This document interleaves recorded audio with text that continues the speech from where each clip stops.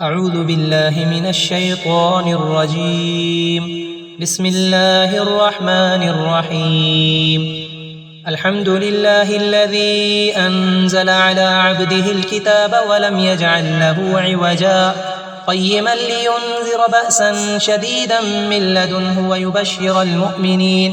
ويبشر المؤمنين الذين يعملون الصالحات أن لهم أجرا حسنا ماكثين فيه أبدا وينذر الذين قالوا اتخذ الله ولدا ما لهم به من علم ولا لآبائهم كبرت كلمة تخرج من أفواههم إن يقولون إلا كذبا فلعلك باخع نفسك على آثارهم إن لم يؤمنوا بهذا الحديث أسفا إنا جعلنا ما على الأرض زينة لها لنبلوهم أيهم أحسن عملا وإنا لجاعلون ما عليها صعيدا جرزا أم حسبت أن أصحاب الكهف والرقيم كانوا من آياتنا عجبا إذ أوى الفتية إلى الكهف فقالوا ربنا آتنا من لدنك رحمة وهيئ لنا من أمرنا رشدا فضربنا على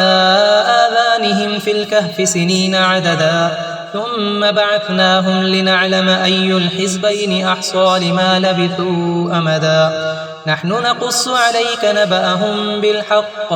إنهم فتية آمنوا بربهم وزدناهم هدى وربطنا على قلوبهم إذ قاموا فقالوا ربنا رب السماوات والأرض لن ندعو من دونه إلها لقد قلنا إذا شططا هؤلاء قومنا اتخذوا من دونه آلهة لولا يأتون عليهم بسلطان بين فمن أظلم ممن افترى على الله كذبا وإذ اعتزلتموهم وما يعبدون إلا الله فأووا إلى الكهف ينشر لكم ربكم من رحمته ويهيئ لكم من أمركم مرفقا وترى الشمس إذا طلعت تزاور عن كهفهم ذات اليمين وإذا غربت تقرضهم ذات الشمال وهم في فجوة منه ذلك من آيات الله من يهد الله فهو المهتد ومن يضلل فلن تجد له وليا مرشدا وتحسبهم أيقاظا وهم رقود ونقلبهم ذات اليمين وذات الشمال وكلبهم باسط ذراعيه بالوصيد لو اطلعت عليهم لوليت منهم فرارا ولملئت منهم رعبا وكذلك بعثناهم ليتساءلوا بينهم قال قائل منهم كم لبثتم قالوا لبثنا يوما أو بعض يوم قالوا ربكم أعلم بما لبثتم فابعثوا أحدكم بورقكم هذه إلى المدينة فلينظر أيها أزكى طعاما فليأتكم برزق منه وليتلطف ولا يشعرن بكم أحدا إنهم إن يظهروا عليكم يرجموكم أو يعيدوكم في ملتهم ولن تفلحوا إذن أبدا وكذلك أعثرنا عليهم ليعلموا أن وعد الله حق وأن الساعة لا ريب فيها إذ يتنازعون بينهم أمرهم فقالوا ابنوا عليهم بنيانا ربهم أعلم بهم قال الذين غلبوا على أمرهم لنتخذن عليهم مسجدا سيقولون 3 رابعهم كلبهم ويقولون 5 سادسهم كلبهم رجما بالغيب ويقولون 7 وثامنهم كلبهم قل ربي أعلم بعدتهم ما يعلمهم إلا قليل فلا تمار فيهم إلا مراء ظاهرا ولا تستفت فيهم منهم أحدا ولا تقولن لشيء إني فاعل ذلك غدا إلا أن يشاء الله واذكر ربك إذا نسيت وقل عسى أن يهديني ربي لأقرب من هذا رشدا ولبثوا في كهفهم 300 سنين وازدادوا 9 قل الله أعلم بما لبثوا له غيب السماوات والأرض أبصر به وأسمع ما لهم من دونه من ولي ولا يشرك في حكمه أحدا واتل ما أوحي إليك من كتاب ربك لا مبدل لكلماته ولن تجد من دونه ملتحدا واصبر نفسك مع الذين يدعون ربهم بالغداة والعشي يريدون وجهه ولا تعد عيناك عنهم تريد زينة الحياة الدنيا ولا تطع من أغفلنا قلبه عن ذكرنا واتبع هواه وكان أمره فرطا وقل الحق من ربكم فمن شاء فليؤمن ومن شاء فليكفر إنا أعتدنا للظالمين نارا أحاط بهم سرادقها وإن يستغيثوا يغاثوا بماء كالمهل يشوي الوجوه بئس الشراب وساءت مرتفقا إن الذين آمنوا وعملوا الصالحات إنا لا نضيع أجر من أحسن عملا أولئك لهم جنات عدن تجري من تحتهم الأنهار يحلون فيها من أسابر من ذهب ويلبسون ثيابا خضرا من سندس واستبرق متكئين فيها على الأرائك نعم الثواب وحسنت مرتفقا واضرب لهم مثل الرجلين جعلنا لأحدهما جنتين من أعناب وحففناهما بنخل وجعلنا بينهما زرعا كلتا الجنتين آتت أكلها ولم تظلم منه شيئا وفجرنا خلالهما نهرا وكان له ثمر فقال لصاحبه وهو يحاوره أنا أكثر منك مالا وأعز نفرا ودخل جنته وهو ظالم لنفسه قال ما أظن أن تبيد هذه أبدا وما أظن الساعة قائمة ولئن رددت إلى ربي لأجدن خيرا منها منقلبا قال له صاحبه وهو يحاوره أكفرت بالذي خلقك من تراب ثم من نطفة ثم سواك رجلا لكن هو الله ربي ولا أشرك بربي أحدا ولولا إذ دخلت جنتك قلت ما شاء الله لا قوة إلا بالله إن ترني أنا أقل منك مالا وولدا فعسى ربي أن يؤتيني خيرا من جنتك ويرسل عليها حسبانا من السماء فتصبح سعيدا زلقا أو يصبح ماؤها غورا فلن تستطيع له طلبا وأحيط بثمره فأصبح يقلب كفيه على ما أنفق فيها وهي خاوية على عروشها ويقول يا ليتني لم أشرك بربي أحدا ولم تكن له فئة ينصرونه من دون الله وما كان منتصرا هنالك الولاية لله الحق هو خير ثوابا وخير عقبا واضرب لهم مثل الحياة الدنيا كماء إن أنزلناه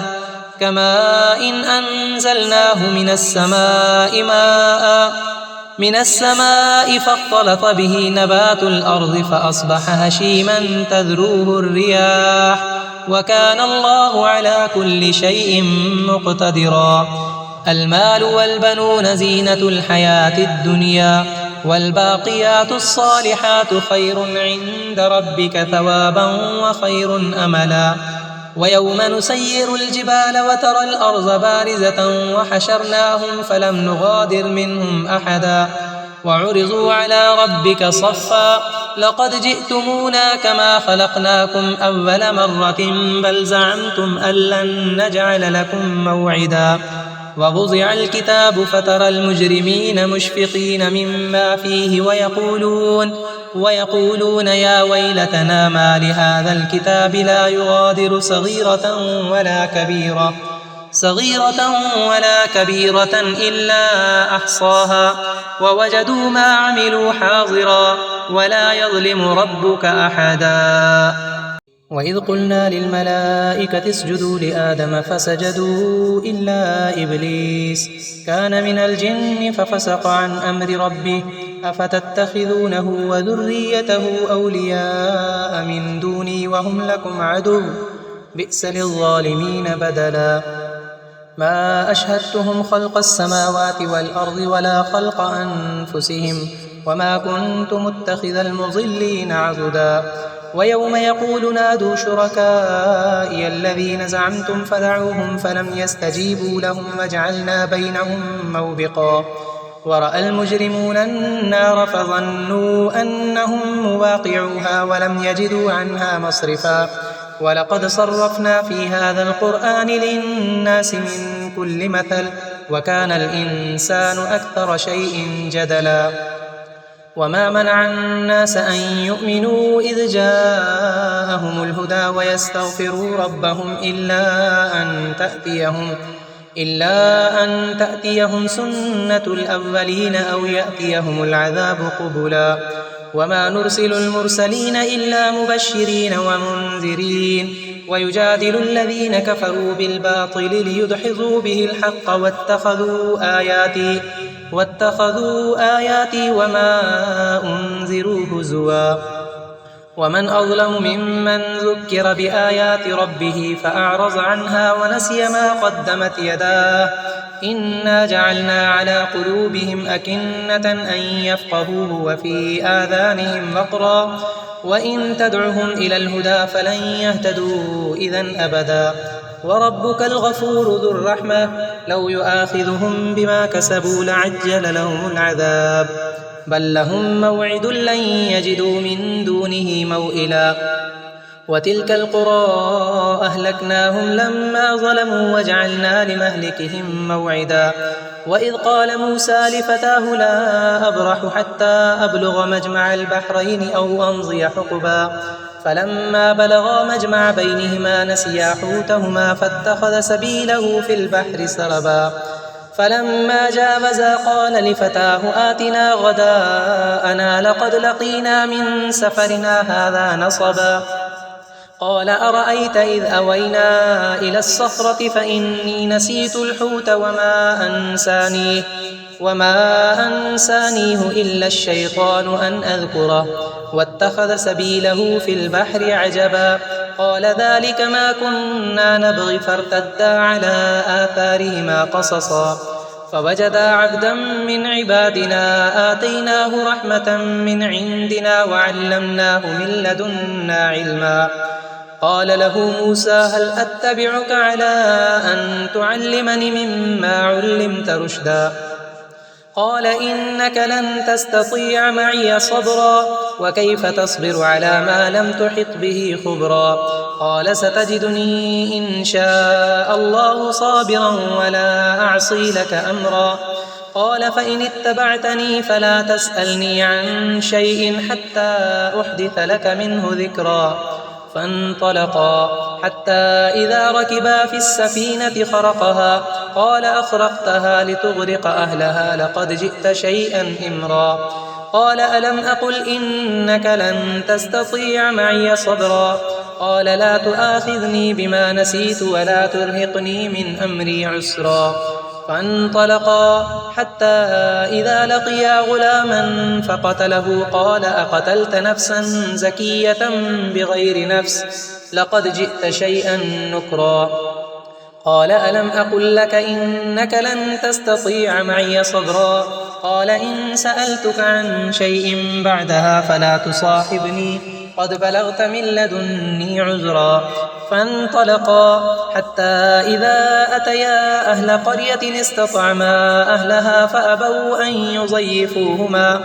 فأبوا أن يضيفوهما فوجدا فيها جدارا يريد أن ينقض فأقامه قال لو شئت لاتخذت عليه أجرا قال هذا فراق بيني وبينك سأنبئك بتأويل ما لم تستطع عليه صبرا أما السفينة فكانت لمساكين يعملون في البحر فأردت أن أعيبها وكان وراءهم ملك يأخذ كل سفينة غصبا وأما الغلام فكان أبواه مؤمنين فخشينا أن يرهقهما طغيانا وكفرا فأردنا أن يبدلهما ربهما خيرا منه زكاة وأقرب رحما وأما الجدار فكان لغلامين يتيمين في المدينة وكان تحته كنز لهما وكان أبوهما صالحا فأراد ربك أن يبلغا أشدهما ويستخرجا كنزهما رحمة من ربك وما فعلته عن أمري ذلك تأويل ما لم تسطع عليه صبرا ويسألونك عن ذي القرنين قل سأتلو عليكم منه ذكرا إنا مكنا له في الأرض وآتيناه من كل شيء سببا فأتبع سببا حتى إذا بلغ مغرب الشمس وجدها تغرب في عين حمئة ووجد عندها قوما قلنا يا ذا القرنين إما أن تعذب وإما أن تتخذ فيهم حسنا قال أما من ظلم فسوف نعذبه ثم يرد إلى ربه فيعذبه عذابا نكرا وأما من آمن وعمل صالحا فله جزاء الحسنى وسنقول له من أمرنا يسرا ثم أتبع سببا حتى إذا بلغ مطلع الشمس وجدها تطلع على قوم لم نجعل لهم من دونها سترا كذلك فقد أحطنا بما لديه خبرا ثم أتبع سببا حتى إذا بلغ بين السدين وجد من دونهما قوما لا يكادون يفقهون قولا قالوا يا ذا القرنين إن يأجوج ومأجوج